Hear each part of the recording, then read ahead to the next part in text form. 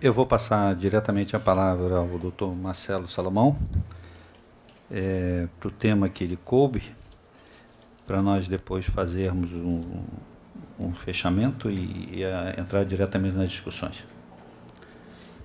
Boa noite a todos. Boa noite, meu querido amigo Valmir Barroso. Muito obrigado pelo convite. É sempre uma honra estarmos juntos.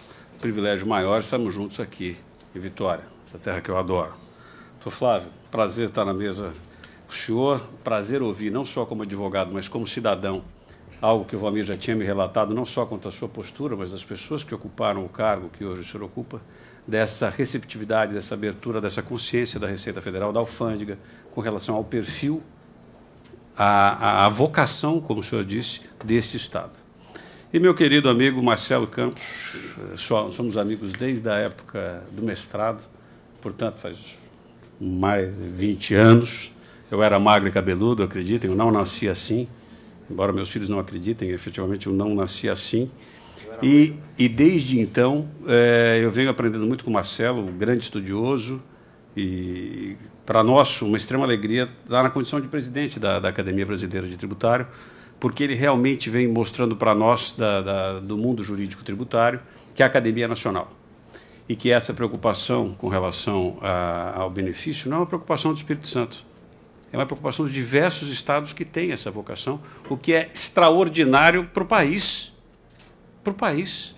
O Fundap, efetivamente, hoje, não tenho dúvida, do ponto de vista jurídico, técnico e do ponto de vista de cidadão brasileiro, que é o melhor plano de desenvolvimento que tem, se imaginando importações, se imaginando em termos de efetivamente estimular a vocação dessa região, dessa perfeita posição logística. Mais do que isso, exatamente por ser o primeiro, foi um dos que mais apanhou e, portanto, se aperfeiçoou. Não tem dúvida que hoje o Fundap é um benefício financeiro e não fiscal. Ponto esse que o Supremo Tribunal Federal ainda não analisou. Ponto esse que o Tribunal Administrativo de Impostos e Taxas de São Paulo ainda não foi provocado, ou não é provocado por todos os escritórios.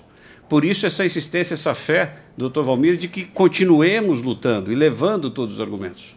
O fato de ser um benefício financeiro, aliás, só pode usufruir do Fundap, os senhores todos sabem melhor do que eu, quem pagou o ICMS. É condição sine qua non. Um benefício financeiro realmente me dá muita tranquilidade do ponto de vista jurídico, dentro dos temas que nós temos para conversar. Me foi pedido que falasse especialmente um pouquinho de guerra fiscal, obviamente, não da parte histórica, não do que significa a guerra fiscal, mas de como hoje, dentro desse momento, até fiquei surpreso com a força do Valmir de mandar o Senado votar ontem para a gente poder discutir hoje aqui no seminário. Eu sabia da sua força, mas não imaginava tanta força assim. Pena que você ainda não conseguiu lá que eles já votassem da forma que a gente pensa, mas eu acredito que você vai conseguir. Pena que eu não consegui que todos os senadores do Espírito Santo votassem em bloco a favor do Espírito Santo. Exatamente, mas ainda é possível reverter. Então, eu preparei um material que, na verdade, vai ficar já disponível para os senhores, e eu não sei com quem que está, e eu já vou pedir até para antecipar algumas, por onde eu coordeno, para que a gente ganhe tempo e saia da parte...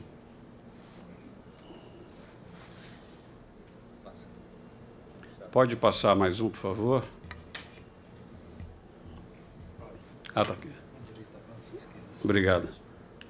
Em Ribeirão não funciona tão longe. Se as coisas não chegarem em Ribeirão, eu aponto para onde? Está meio longe.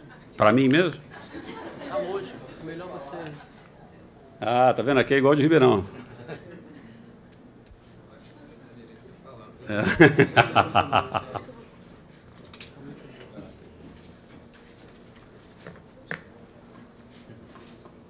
Bom, enquanto isso, então, eu queria já aproveitar e fazer...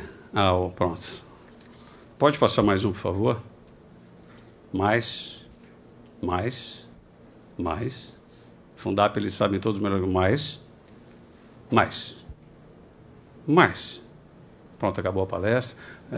Pronto, aí, eu queria parar aí. Como o Marcelo fez na condição de presidente, eu sou advogado, a minha vida é de advogado, e um grande curioso em tributário. E, para aumentar a minha curiosidade, eu dou aula. Então, eu sou professor na GV, professor de alguns centros, para que eu me obrigue a aprender com os meus alunos para que eu me obrigue a aprender preparando aula. E nesse tema, guerra fiscal, os 3 temas que são colocados pelos estados que são contra, então veja, efetivamente isso é uma luta de estados, os argumentos que a gente encontra dos outros estados, eu resumi em 3, para que nós pudéssemos conversar um pouco da parte técnica aí. E o porquê que eu entendo que a briga deve continuar com toda a força que o Valmir cobra. Entendem os estados que se consideram prejudicados que todo e qualquer benefício fiscal ou financeiro, olha que interessante, então eles já jogam como argumento que também os financeiros devem estar amparados por convênio, que, como se sabe, devem ser aprovados por unanimidade pelo CONFAS, nos termos da Constituição de 88 e da Lei Complementar 2475. A questão é que a Constituição de 88, quando fala de legislação própria para benefício, fala em benefício fiscal, não fala em benefício financeiro. A Lei Complementar, que é de 75, é quem fala em financeiro. Portanto, a questão do benefício financeiro não foi recepcionada pela Constituição Federal. Esse é um argumento técnico fortíssimo, e se tratando de Fundap, Fundap é benefício financeiro. E esse ponto de vista não dá para dizer, olha, claro que a gente respeita opiniões contrárias, mas a natureza jurídica do Fundap hoje, indiscutivelmente, é financeira. Segundo, o artigo 8º da Lei Complementar 2475 permite reputar como nulo o ato que unilateralmente concede algum tipo de benefício e ineficaz o crédito atribuído ao estabelecimento recebedor da mercadoria. Então, se usa também a Lei Complementar 2475 no sentido de dizer, olha, se ela for desrespeitada, fica já autorizado a que se considere nulo imediatamente aquele ato que contraria as imposições. Bom, primeiro argumento, se for benefício financeiro, não precisa se submeter, portanto, não se aplicaria essa questão. Segundo, mesmo que se pudesse se aplicar para a questão financeira, isso aqui é um Estado... Acredito plenamente nisso, mas com extrema segurança nisso. Concessão de benefício fiscal direto ou indireto dispensa o recolhimento do tributo, o que justificaria, com base no princípio da não cumulatividade, que fosse anulado o crédito correspondente. Esse é o raciocínio, por exemplo, do Estado de São Paulo. Olha, incidiu 12, mas, na verdade, em função do benefício que ele diz que é fiscal do Fundap, ele recolheu 8. Ele recolheu 4. Portanto, ele não pode, aqui a empresa de São Paulo, se creditar de 12. Só pode ser de 4. Olha, se foi lá de Santa Catarina, ele recolheu 3. Portanto, só poderia se creditar de 3. Dizendo que, com isso, ele está aplicando o princípio da não cumulatividade. Agora, por favor, se você puder passar para a página seguinte, então, as réplicas, então, que eu trago, não são minhas, das discussões que os tributaristas têm, que a doutrina tem, que a jurisprudência já vem cuidando. Argumentos dos contribuintes para justificar a manutenção dos créditos. Impossibilidade de glosa ou exigência do estouro dos créditos relativos ao montante beneficiado. Primeiro, princípio da não cumulatividade. Diz a Constituição, primeira coisa, que isso é um princípio. Isso é de uma força tremenda, tremenda. Para quem não é da área jurídica, imagine o seguinte, imagine um prédio onde o sustentáculo desse prédio são os princípios. Depois é que vem as normas, depois é que vem as leis. Portanto, ferir um princípio, como diz o professor Celso Antônio Bandeira de Mello, é muito mais grave do que ferir uma lei qualquer.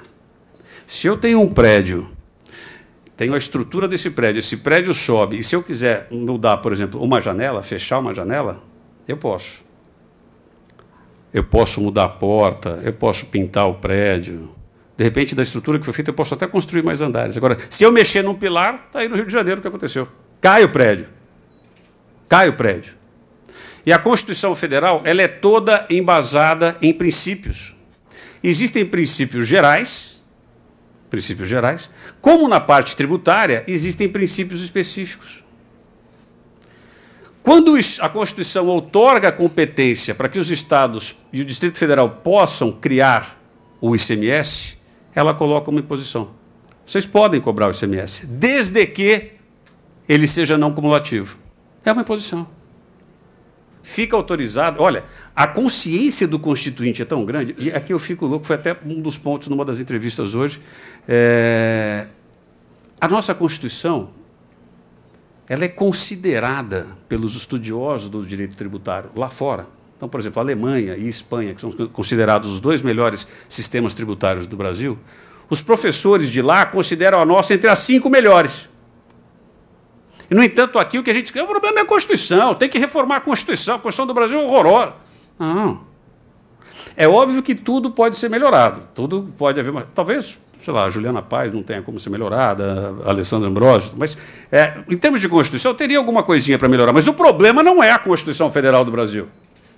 Vocês querem ver um teste? Quantos impostos tem o Brasil? Se vocês pegarem na doutrina, nos jornais, na mídia, vocês vão escutar, tem gente que fala 15, tem gente que fala 20, tem gente que fala 35, tem gente que fala mais de 100.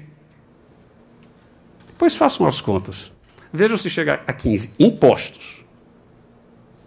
É óbvio que poderia reformar. Se eu já tenho um tributo que incide, por exemplo, sobre a renda, que sentido faz eu ter uma contribuição que se incida sobre o lucro? Absurdo. Isso é ridículo.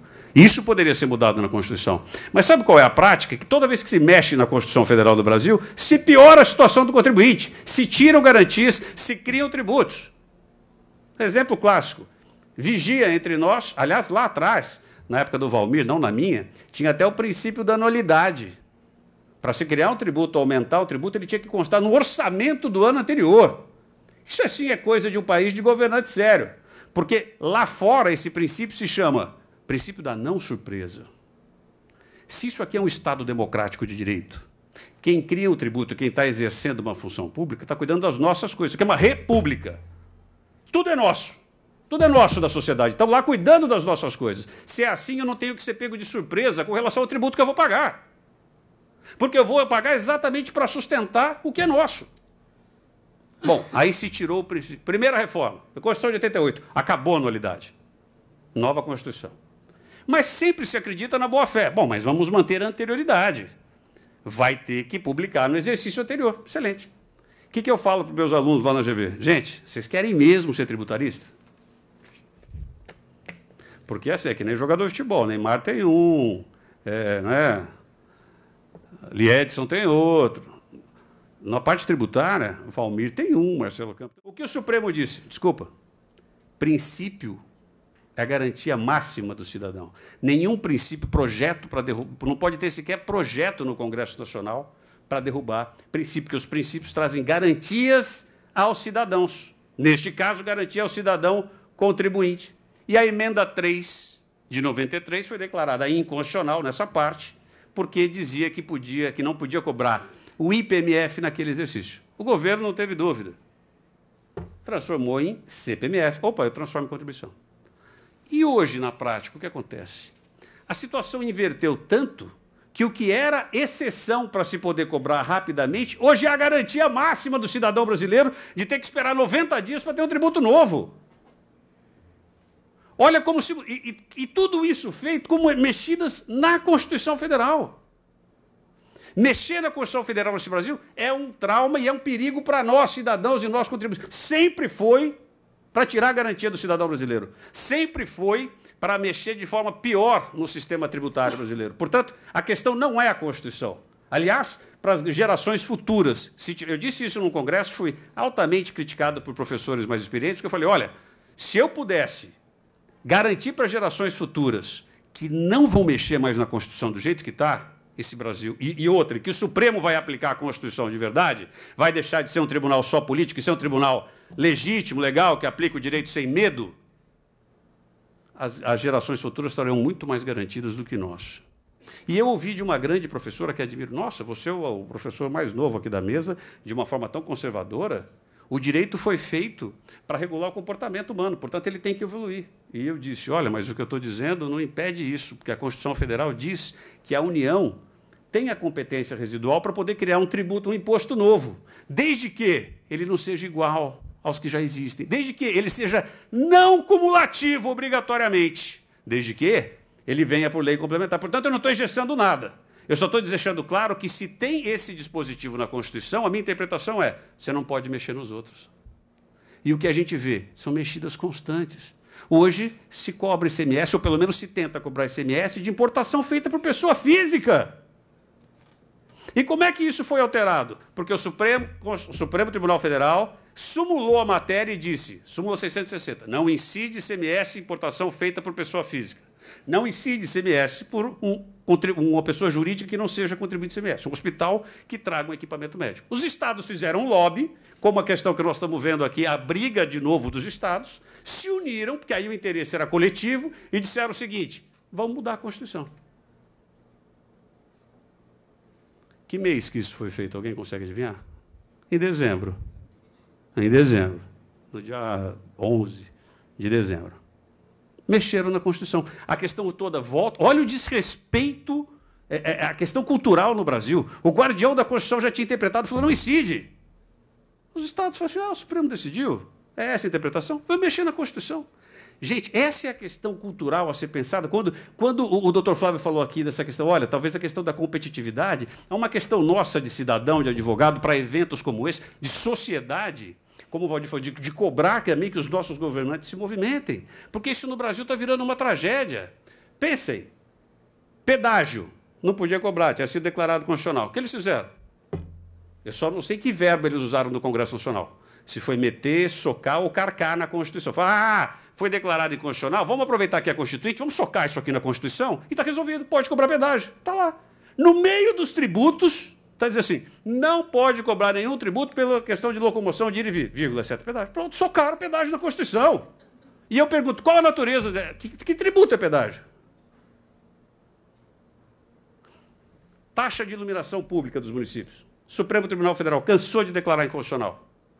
O que virou hoje? Contribuição. Tá bom, muda, transforma em contribuição. E o Supremo aceita isso com uma passividade, o Congresso faz isso com tranquilidade e a sociedade reage pouco. E eu estou gritando dessa forma porque o que garante a não cumulatividade é um princípio do ICMS. Eu estou querendo ressaltar a força dos princípios. Se a Constituição impõe que a não cumulatividade é um princípio, só ela, a Constituição, pode trazer as exceções de dizer quando uma operação de circulação de mercadoria pode deixar de gerar crédito. A ação foi uma operação onde não tem havido incidência ou onde tem havido isenção. O que não é o caso do Fundab. O que, portanto, me dá muita tranquilidade jurídica para dizer para os meus contribuintes lá de São Paulo que compram das empresas por aqui, que importam por aqui, que continuem lutando, porque a Constituição garante. Segundo ponto, eu já tinha falado, vedação autotutela. Como é que pode um Estado se auto-intitular o dono, a voz, o poder para declarar inconstitucional a lei de um outro? Ainda mais um Estado que usa das mesmas armas. Lembrando que o artigo 37 da Constituição fala em moralidade, porque o que o Estado acusa outros Estados de fazer, o Estado de São Paulo também faz. Violação ao Pacto Federativo. Não pode o Estado prejudicado, que se sinta prejudicado, negar a validade e vigência à norma editada por outro ente. Aqui eu quero pegar um ponto importante, se puder passar mais um, por favor.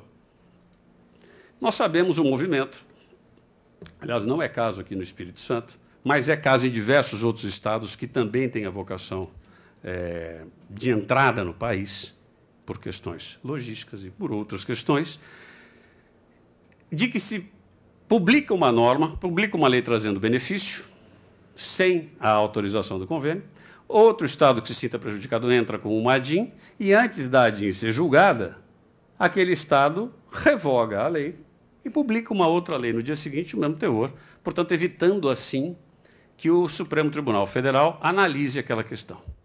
E esse argumento também não me assusta de fazer, olha, uma hora o Supremo, como fez no ano passado, que julgou 23 casos, 23 ADIMs declarando inconstitucional. Vamos pensar no passo seguinte. Eu queria trabalhar esse aspecto um pouco, eu tenho jogado isso também para os meus clientes que estão muito assustados com o que estão ouvindo momentaneamente aqui sobre os benefícios. Se o Estado do Espírito Santo der um benefício, esqueçam o Fundab, um outro benefício que seja nitidamente fiscal. São Paulo entra com uma ADIM. Essa ADIM é declarada procedente. O meu cliente lá em São Paulo, como ele comprou com esse benefício, ele se creditou dos 12. São Paulo está glosando os 8.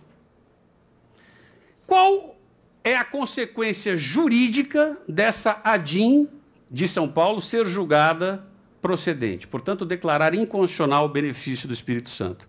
Por acaso, ela está dizendo, olha, então São Paulo está certa naquela glosa? Negativo. Ela está dizendo o seguinte, olha, o Espírito Santo não podia ter dado aquele benefício e, portanto, agora fica obrigado a cobrar. O que evidencia, portanto, que aquele meu crédito realmente é de 12, porque incidiu 12.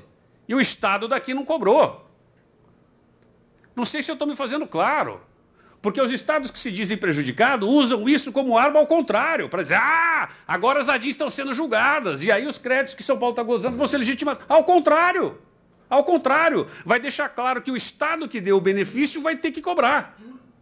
O que, portanto, confirma o acerto da empresa de lá que se creditou integralmente do imposto que incidiu. Pode não ter sido cobrado, pode ter tido benefício, mas incidiu. E, portanto, gera direito ao crédito.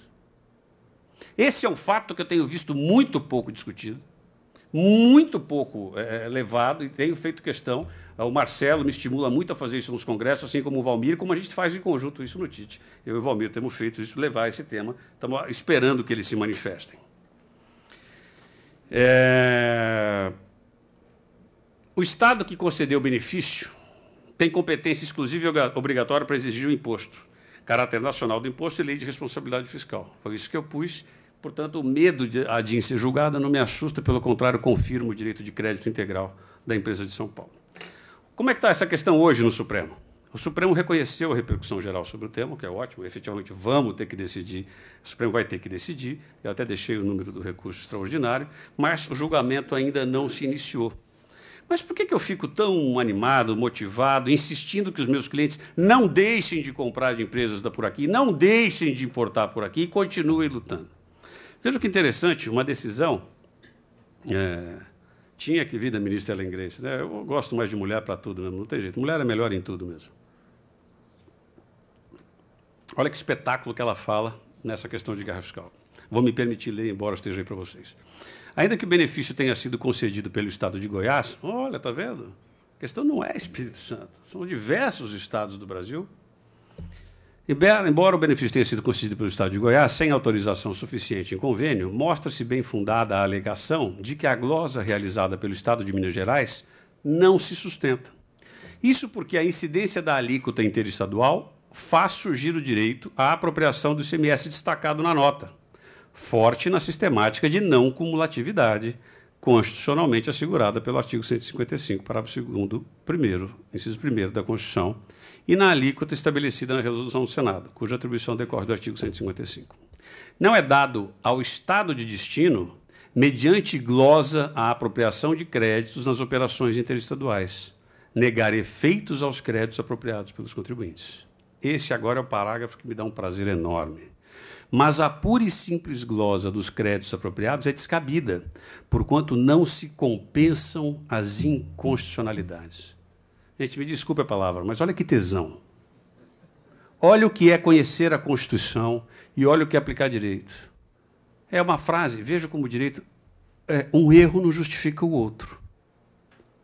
Partindo da premissa de que admite que seja errado esse benefício de Goiás. O que dizer de um nosso caso aqui, que o benefício é financeiro.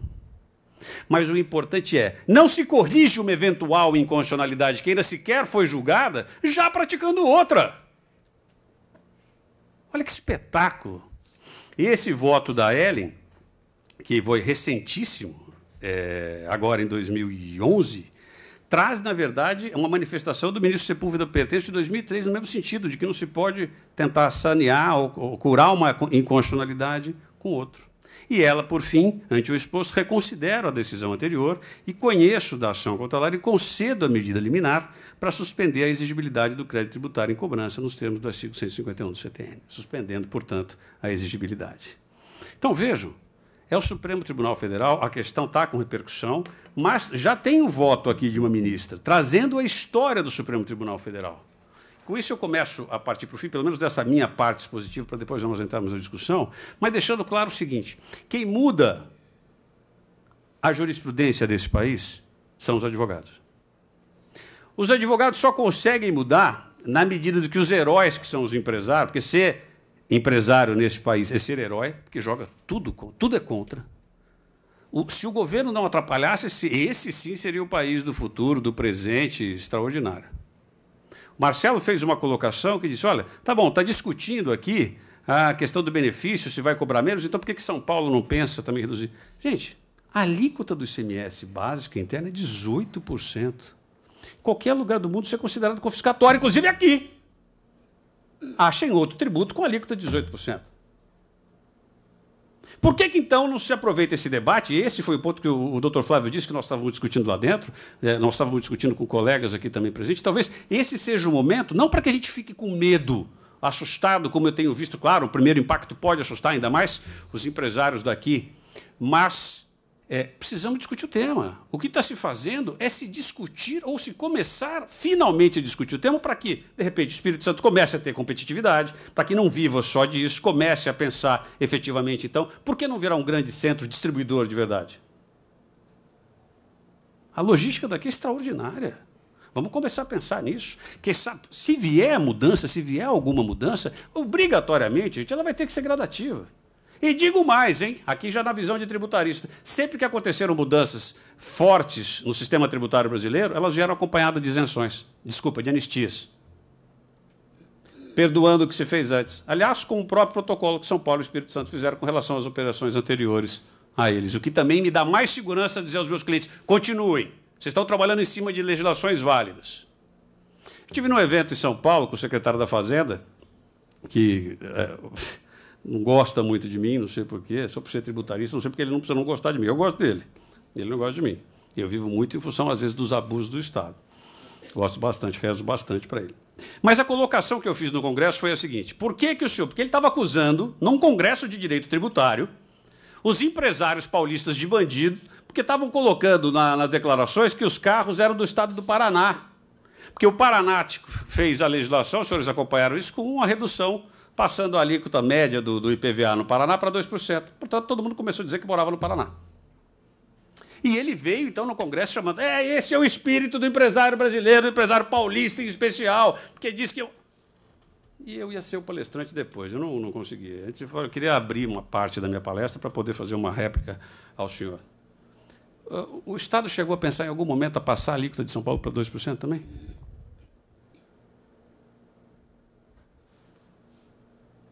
Gente, não precisa mexer, não precisa ter reforma constitucional para São Paulo baixar a alíquota para 2%.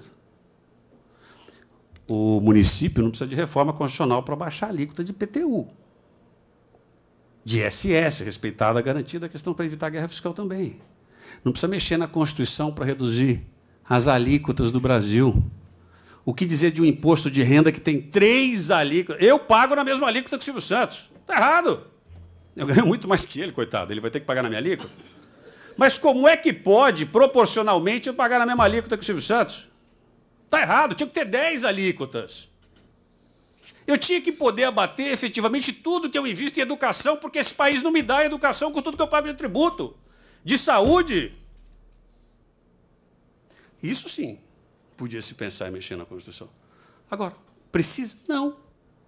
Uma lei ordinária no imposto de renda resolve isso, meus caros.